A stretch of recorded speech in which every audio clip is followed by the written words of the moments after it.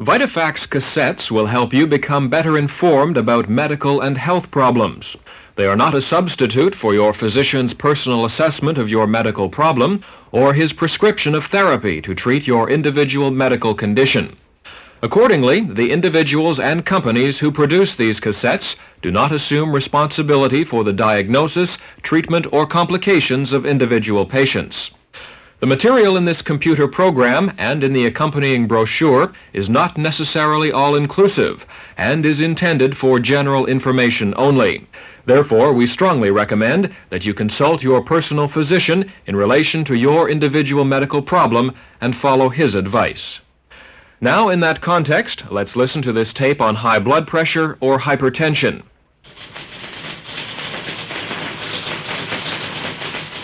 Yes, but it's not good enough, Charles. Look, we went to a lot of trouble to set up this system, and there's no reason why it shouldn't work.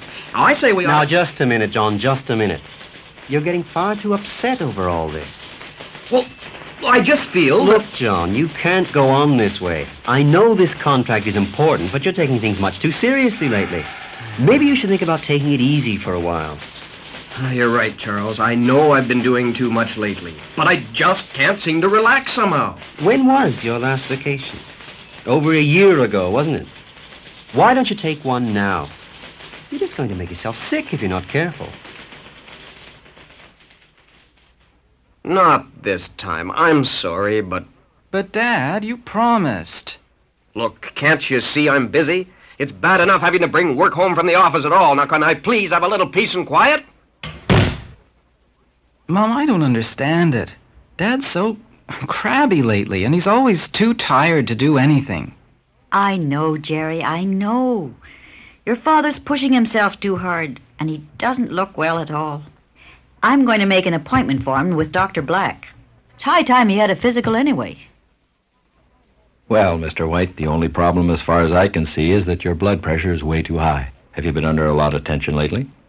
Well, I don't know. I suppose I have. Busy at the office, you know, everything seems to be happening at once. And I guess I'm not sleeping properly with these headaches. I seem to fly off the handle about things that normally I'd take in my stride. But if my blood pressure's high, maybe that's what's causing the trouble. On the contrary, Mr. White, it may be the way you're living your life right now that's making your blood pressure high. Now, I want you to come back tomorrow for another blood pressure recording to see if it's still way above normal. If it is, we'll have to look into it, and we'll have a little chat about blood pressure in general. With any luck and your cooperation, we'll get yours back to within normal limits before it causes any harm. When this century began, high blood pressure was almost unheard of. The medical men of the day suspected that it existed, but couldn't prove it because there was no way to measure blood pressure. Then, in 1910, the blood pressure cuff was developed. And today, the simple device is still used in every physical examination to record the single most common disease affecting adults, high blood pressure.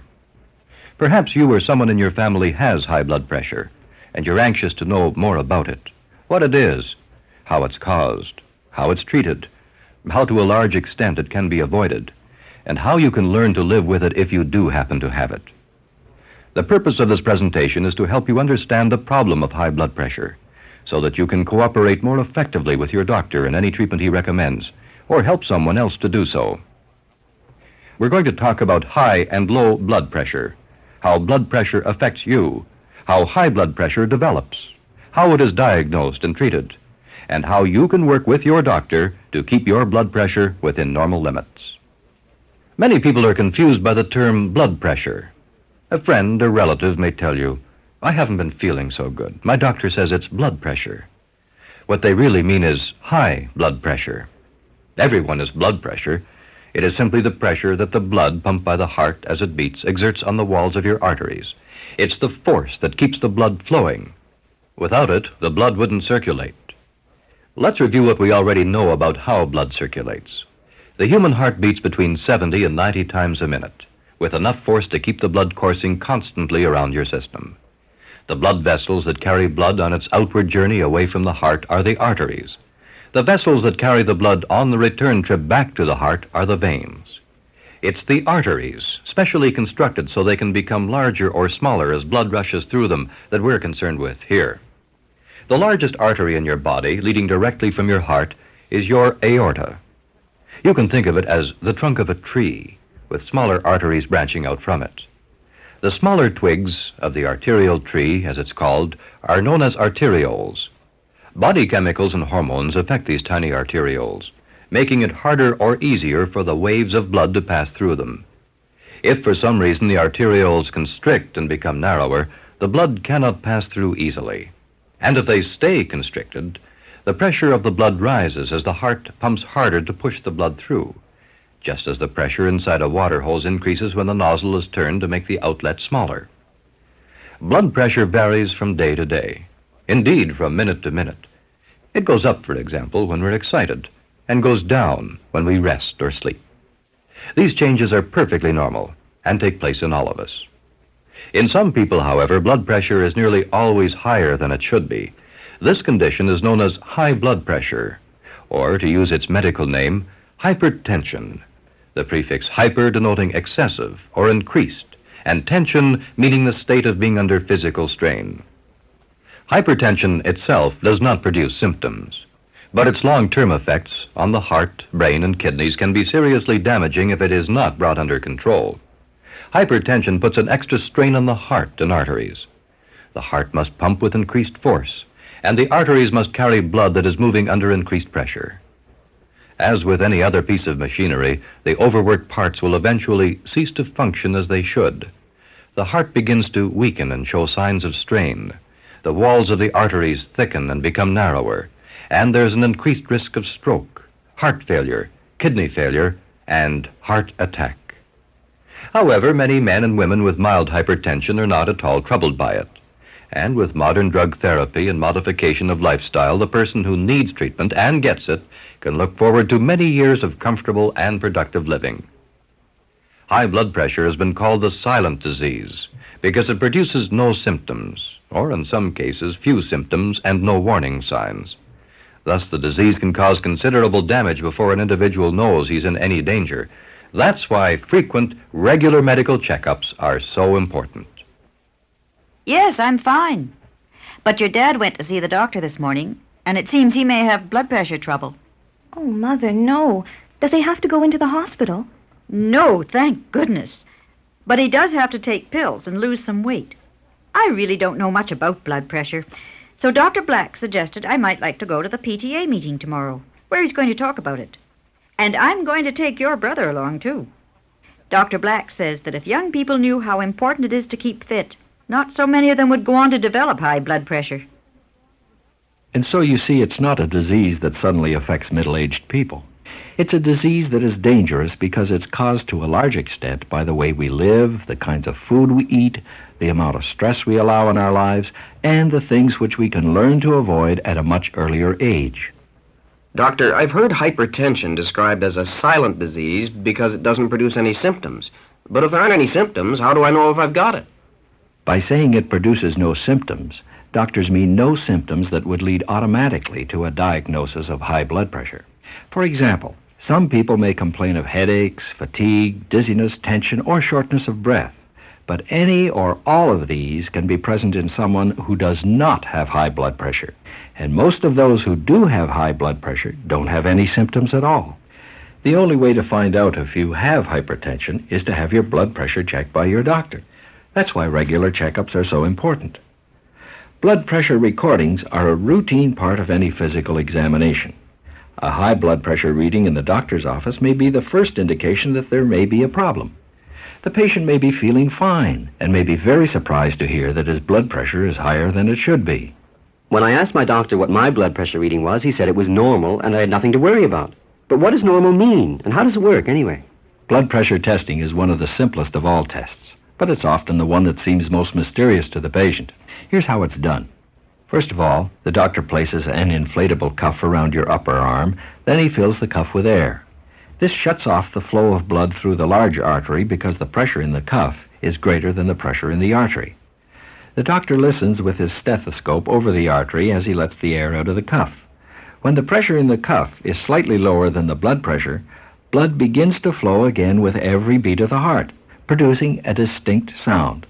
The first appearance of this sound is the systolic or upper pressure, the maximum pressure produced by the heart when it contracts. The doctor notes the systolic pressure by watching the gauge attached to the inflated cuff. Then he continues to let air slowly out of the cuff, and the sound disappears when the artery is no longer compressed. The point at which the sound disappears is the diastolic, or lower pressure, representing the average resistance against which the heart has to work, and the doctor notes the exact point where the sound disappeared. These two figures are the customary way of recording blood pressure.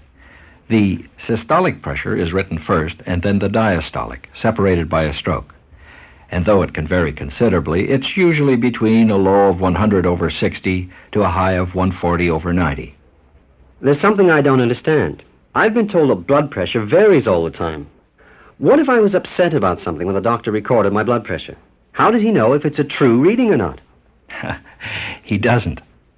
Sometimes your blood pressure goes up simply because you know it's being recorded. That's why the doctor needs several readings before he can be sure whether you have high blood pressure or not. Even then, he'll have to make further examinations to tell how your heart and arteries are standing up to the increased pressure. In the meantime, he can do several other things to check his diagnosis. On your first visit, he'll take a thorough medical history by asking questions such as, when was your last physical examination? Have you ever been rejected for life insurance? Does anyone in your family have high blood pressure or heart disease? Have you ever had any signs of kidney disease? Are you taking any medication for anything? Do you have headaches? He'll listen to your heart. He'll examine your urine to check kidney function. He can't examine the arteries inside you right there in his office, but he can check their condition by examining the small blood vessels at the back of your eyes. So that's what the little flashlight was for. Yes. He can look deep inside your eyes with his special lighted lens to study the arteries. If your blood pressure is and has been too high, the tiny blood vessels in the back of your eye will show the first changes. How high should blood pressure be, Doctor? It depends. There's no such thing as a single normal blood pressure, and the readings may vary over a wide range in normal, healthy people. Besides, as we've already said, blood pressure may change even from hour to hour. It's affected by how much sleep you've had, how much exercise, your state of mind at the time of the reading, or if you've just finished a cigarette or a heavy meal.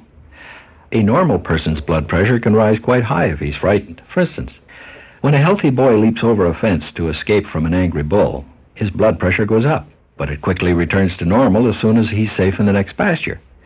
But for a person who has hypertension, his blood pressure will stay up hour after hour, even when he's calmed down again. Of course, his pressure may vary too from time to time, but it will always be on the high side of normal. When the blood pressure is low, Doctor, is that dangerous too? On the contrary, low blood pressure is usually thought of as an asset because it places less strain on the heart and arteries. Only rarely is blood pressure low for a medical reason, and then it's a symptom of some other disorder that requires specific medical treatment. My husband said you told him there's more than one kind of high blood pressure, Doctor? The general term hypertension includes two separate medical disorders: primary hypertension and secondary hypertension. Secondary hypertension is less common. As its name implies, secondary hypertension develops secondary to some other disorder in the body, usually kidney disease or hardening over the arteries. In these cases, unless the person has sadly neglected both his health and his annual physical examinations, the doctor will be aware of the underlying disorder and will realize that hypertension is a complication of it. Treatment of the underlying disease, for example, surgery on the malfunctioning kidney, will often cure the hypertension too. The most common type of hypertension, and the one we're most concerned with here today, is primary hypertension. It's caused when the small blood vessels, the arterioles, contract because of body chemicals and hormones acting on them, restricting the flow of blood. But doesn't that mean that those blood vessels are severely damaged? How can treatment help them? Well, the blood vessels themselves may not be too damaged to function reasonably well with medical treatment and change of daily routine. But they do develop the tendency to contract and restrict the blood flow, and then your heart has to work much harder to pump the blood through. Imagine millions of tiny water hoses inside your body, all constricting together. Imagine the buildup of pressure in the arteries leading to them, and the strain on your heart. But, Doctor, if my heart's under strain, wouldn't that show up during a physical examination? Not necessarily, especially in the early stages. You see, your heart is an extremely strong and capable muscular organ. When it starts getting messages from parts of the body that the blood is not getting through fast enough, your heart responds by beating more strongly. That is, not necessarily more quickly, but certainly with more force. And your arteries, too, take the increased workload in their stride. You see, your body has remarkable powers of resiliency, and that's why high blood pressure can easily go undetected for some time. All the doctor hears through a stethoscope is a strongly beating heart, and even an electrocardiogram will show normal tracings for many years after high blood pressure develops. That's why it's so important that you tell your doctor about anything in your past medical history, or your family's, that could help them. Please turn the cassette over for the other half of this program.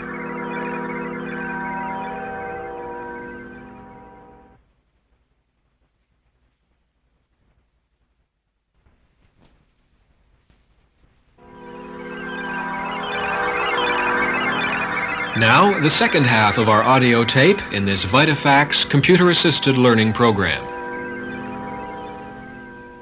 You see, none of the symptoms, as we mentioned earlier, are specific to hypertension.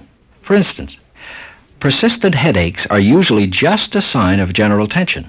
Attacks of dizziness may be the effect of straightening up too quickly from a head-down position.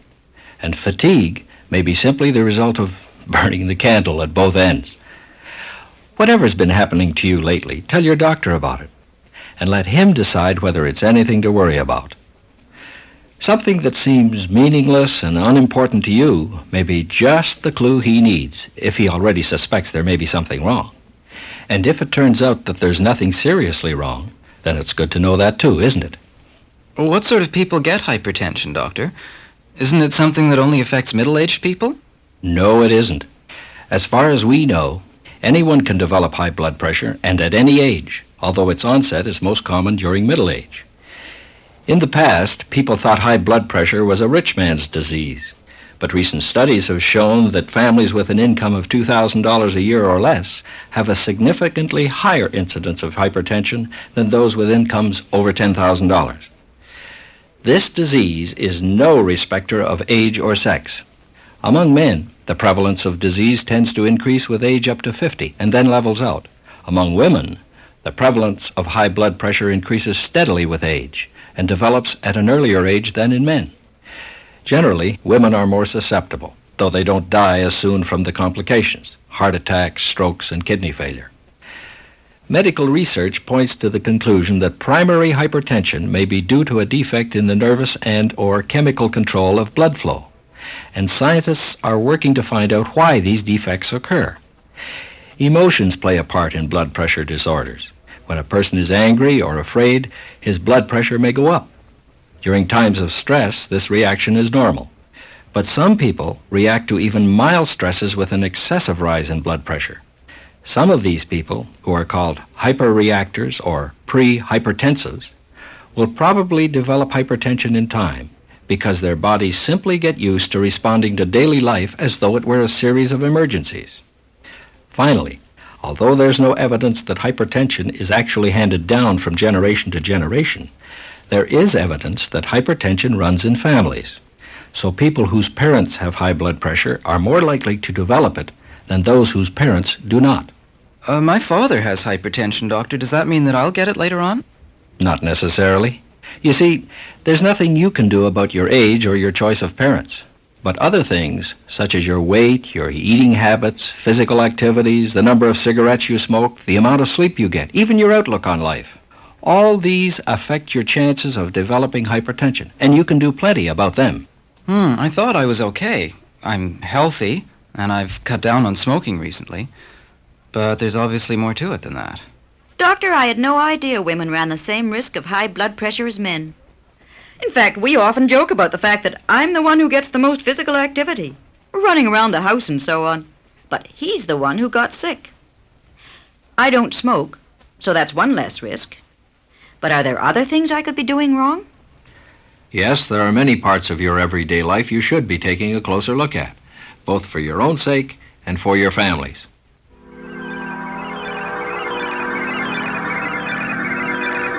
You have just heard the first section of the audio tape part of this program. To test your understanding of what you've heard, you should now proceed to exercise 1 on your computer. So now push the stop button on your cassette player.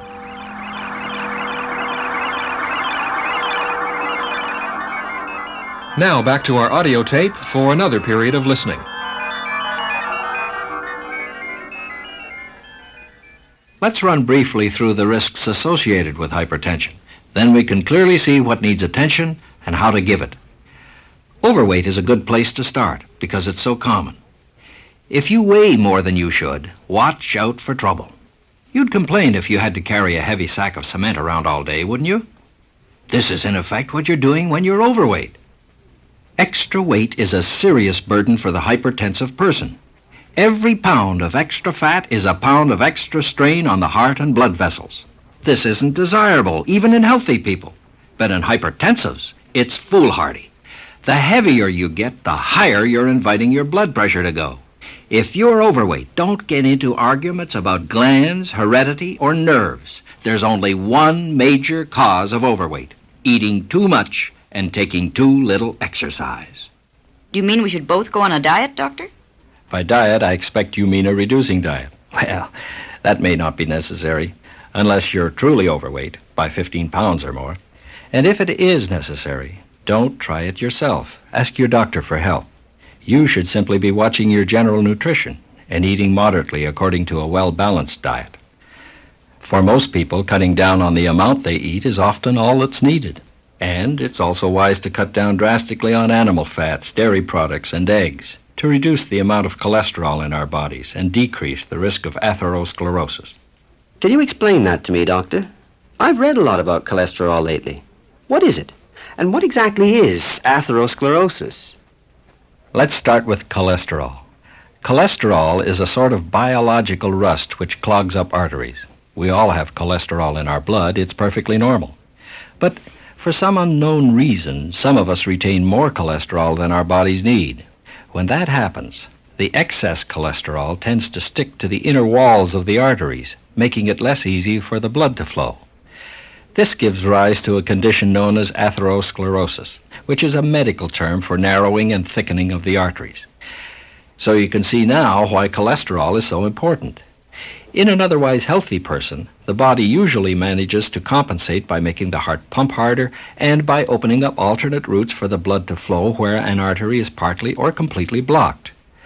But unless that person is in excellent health and gets plenty of exercise and eats sensibly, the arteries will become badly damaged and the blood pressure will be constantly higher than normal.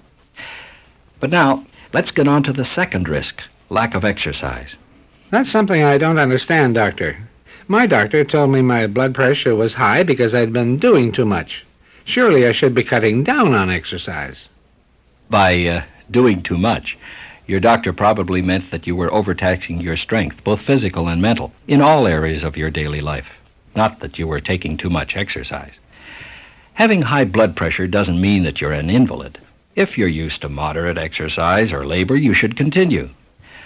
Moderate exertion doesn't affect blood pressure much. In fact, regular exercise is just as beneficial to you as it is to anyone else. Let your doctor help you decide what activities are best for you, depending on your condition and your preferences. Whatever he suggests, the common sense rule is moderation. Only take as much exercise as you enjoy and don't find too strenuous. And always stop before you get excessively tired. What about sleep, Doctor?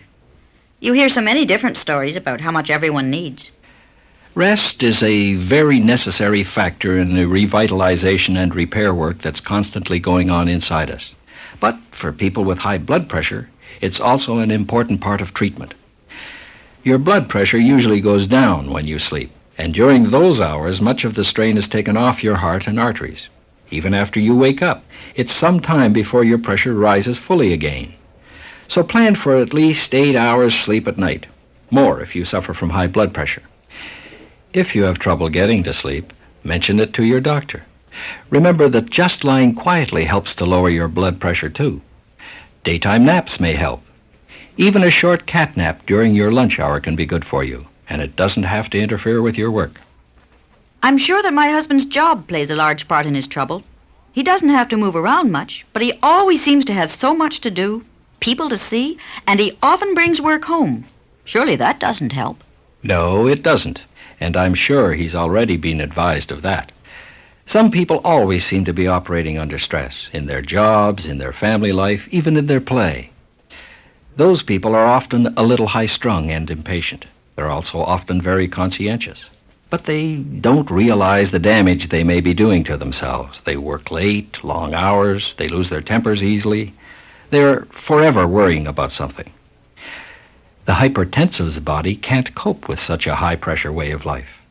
Arterioles respond to tension by clamping down even harder. The hypertensive person's mental pressure is reflected in his climbing blood pressure. Every dispute he gets into puts an extra strain on his arteries. Unless he changes his way of living, he'll grow steadily worse. So, if you recognize any of these traits in yourself or someone close to you, think twice about them. They can be dangerous to your health. You certainly convinced me I should take things a little easier from now on, Doctor. But you know, it's quite difficult to make adjustments like that. Somehow you get used to rushing around, getting a lot done. I know. And that's why so many hypertensive people find this sort of advice hard to take. Harder than medicines even. But it's really important to sit down and think about why you're rushing around. Why a calmer, more deliberate way of going about things is essential to you. And above all, once you've made your decision, don't let a mistaken sense of pride interfere with your new pace. After all, it's your health, not someone else's, at stake. Go out of your way to avoid unnecessary arguments. It takes two to make a quarrel, and you've got more to lose than the other fellow. These things are always easier said than done, but we're talking about adding years to your life. Better to mellow your outlook than to risk harming yourself. Do your best. Any improvement will help.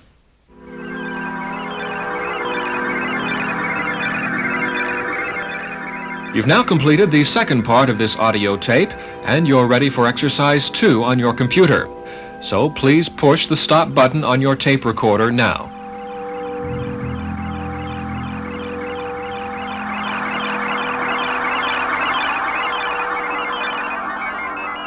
Now back to our audio tape for another period of listening.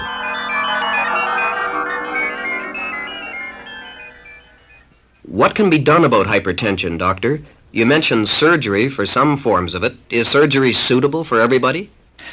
Surgery is only helpful where the high blood pressure readings are the result of some underlying cause that is treatable by surgery. In most cases of hypertension, there's no single underlying cause. The heart, lungs, kidneys, and so on are all apparently in good working order. In these cases, a change of living habits may be the only treatment required. Today, a physician can choose from a growing number of effective drugs. Combined with other treatments such as diet and relief from emotional problems, these drugs allow the hypertensive person to lead as full and as happy a life as his non-hypertensive neighbor. How exactly do drugs work, Doctor? I'm taking pills every day and they seem to keep me well, but I don't really understand how. Great advances have been made, but there still isn't one single drug that's effective entirely on its own, and each hypertensive patient requires individual treatment. That's why your doctor may prescribe 2 or more drugs depending on the severity of your condition. A most useful drug is a diuretic, a class of drug that causes the body to lose unnecessary salt and water. This is the first treatment in most cases of hypertension, and in mild cases may be the only treatment necessary. However, prolonged use will cause a loss of potassium from the system, and so a potassium supplement may also be needed. Other drugs act on the muscular walls of the arteries, preventing them from clamping down, and the effect of these drugs is increased by the diuretic, so their combined effect can reduce high blood pressure considerably. Remember, each person has a different reaction to each drug, so your doctor will have to keep trying different drugs until he finds the ones that are most effective for you, and that may take some time. That's what I meant earlier by saying that many patients being treated for hypertension are not treated properly. This is often because too many people give up on treatment, while their doctor is still trying to find the drug that suits them best. They decide they're feeling all right, they must be okay, so they stop taking the pills. Forget to keep appointments with the doctor. And before they know it, they're right back where they started, with high blood pressure again. So be patient. Give your doctor time to work it out. And in the meantime, don't do your own prescribing or let others do it for you. A friend or relative's hypertension may be quite different from your own, and taking their pills could be dangerous. If 1 tablet a day seems to be helping, don't get the mistaken idea that 2 would be twice as good. Stick faithfully to your doctor's prescription. And if you notice any untoward side effects from whatever you're taking, then let your doctor know about it. And above all, remember, it took you a long time to become hypertensive. Treatment, too, is likely to be a long-term project. Through listening to this tape, we hope you have gained a better understanding of what hypertension means, how, to a large extent, it can be prevented, and how, once you are hypertensive, you can work with your doctor to control it successfully. We've only touched on some of the major points. If you have other questions, your doctor will be pleased to answer them for you. Listen to this tape again to make sure you understand it thoroughly.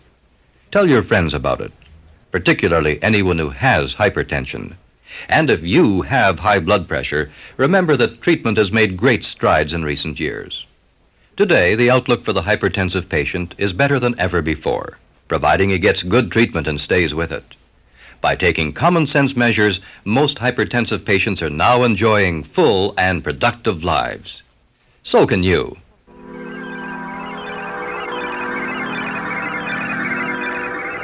You've now listened to the final part of the audio tape, and you have one more exercise to do in determining how much you've learned. So push the stop button on your tape recorder and turn to your computer.